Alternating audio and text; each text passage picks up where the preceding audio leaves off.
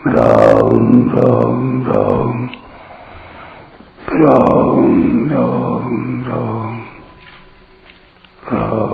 राम राम नारायण नारायण। इस प्रकार भगवान के जन्म की दिव्यता को जानने से मनुष्य की भगवान में भक्ति हो जाती है।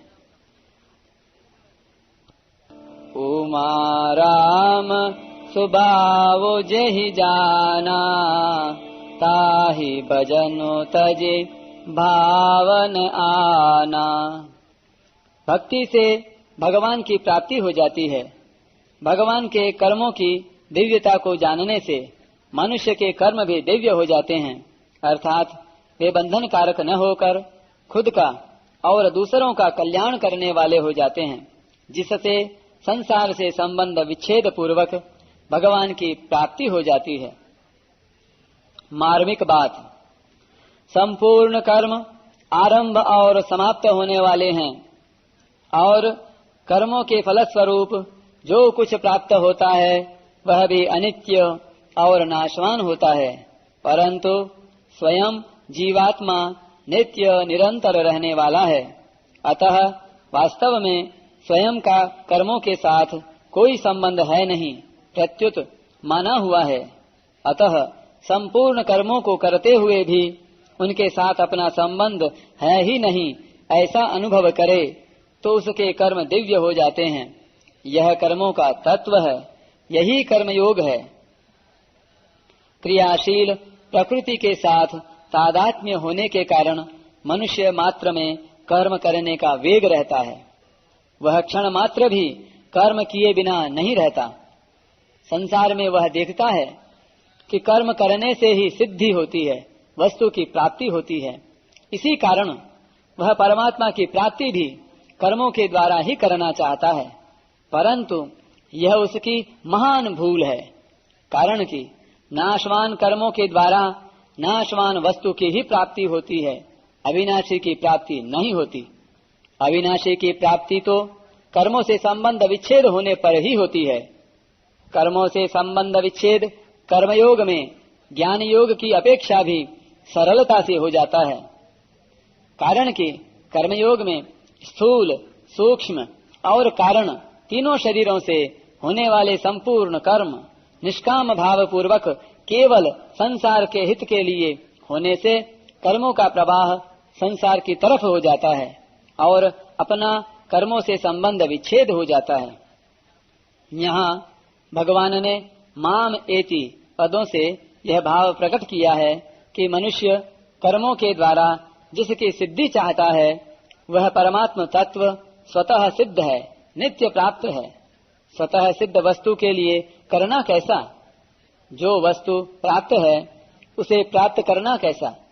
करने से तो उस वस्तु की प्राप्ति होती है जो पहले अप्राप्त थी।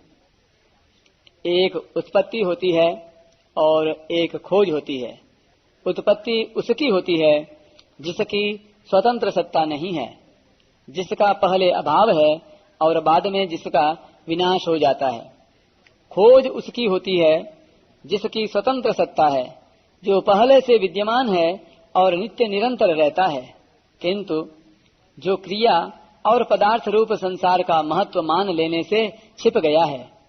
जब मनुष्य क्रियाओं और पदार्थों को केवल दूसरों की सेवा में लगा देता है, तब क्रिया पदार्थ रूप संसार से स्वतः संबंध विच्छेद और नित्य प्राप्त परमात्मा का साक्षात अनुभव हो जाता है।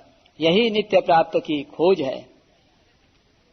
कर्तव्य कर्मों को न करके प्रमाद आलस्य करना और कर्तव्य कर्मों को करके उनके फल की इच्छा रखना, इन दोनों कारणों से मनुष्य को नित्य प्राप्त परमात्मा के अनुभव में बाधा लगती है।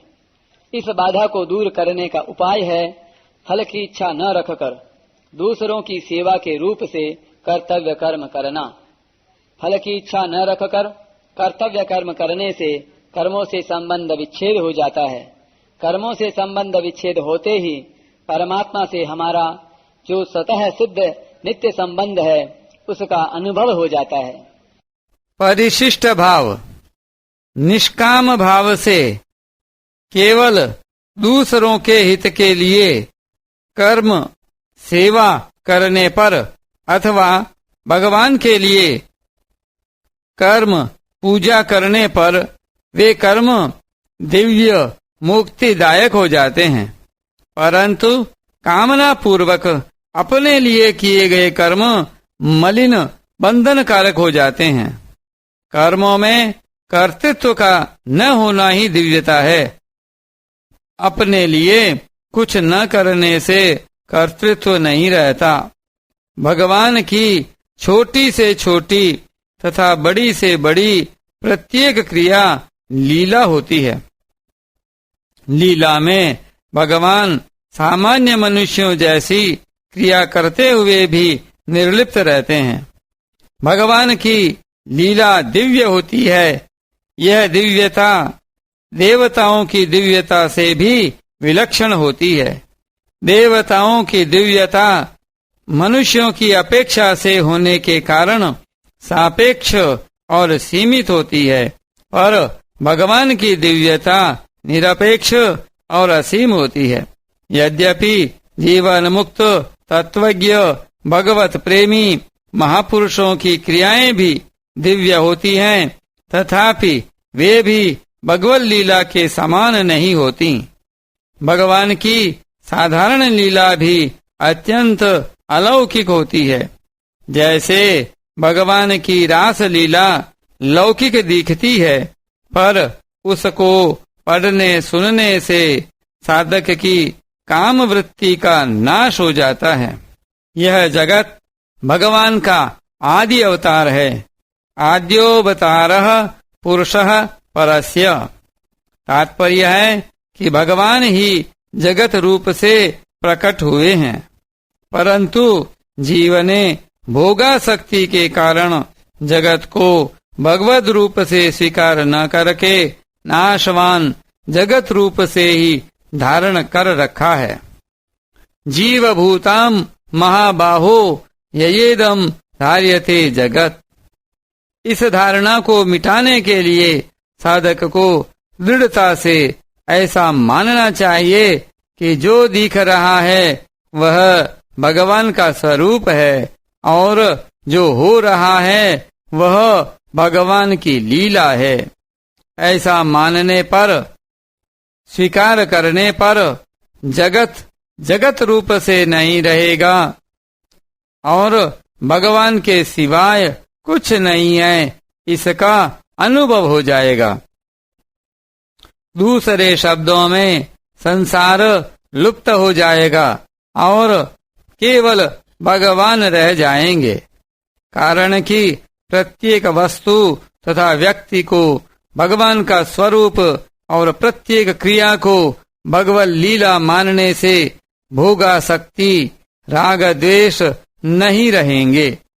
भोगासक्ति का नाश होने पर जो क्रियाएं पहले लौकिक दिखती थीं, वही क्रियाएं अलौकिक भगवत लीला रूप से दिखने लगेंगी, और जहाँ पहले भोगासक्ति थी वहाँ भगवत प्रेम हो जाएगा।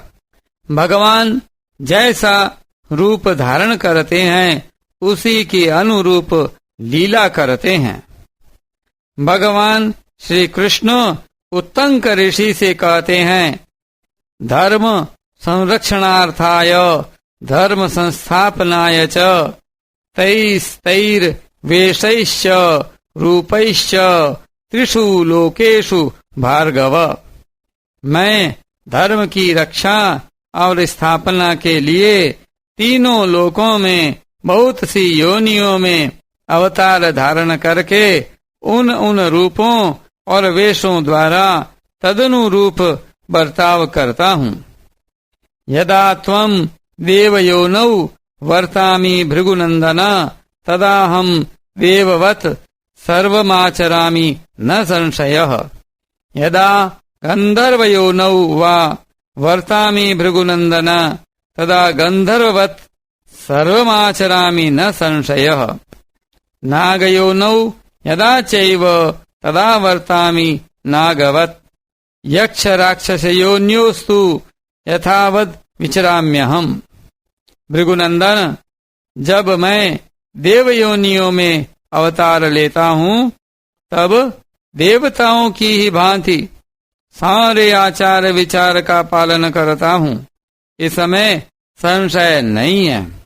जब मैं गंधर्व योनि में प्रकट होता हूँ तब मेरे सारे आचार विचार गंधर्वों के ही समान होते हैं, इसमें संदेह नहीं है।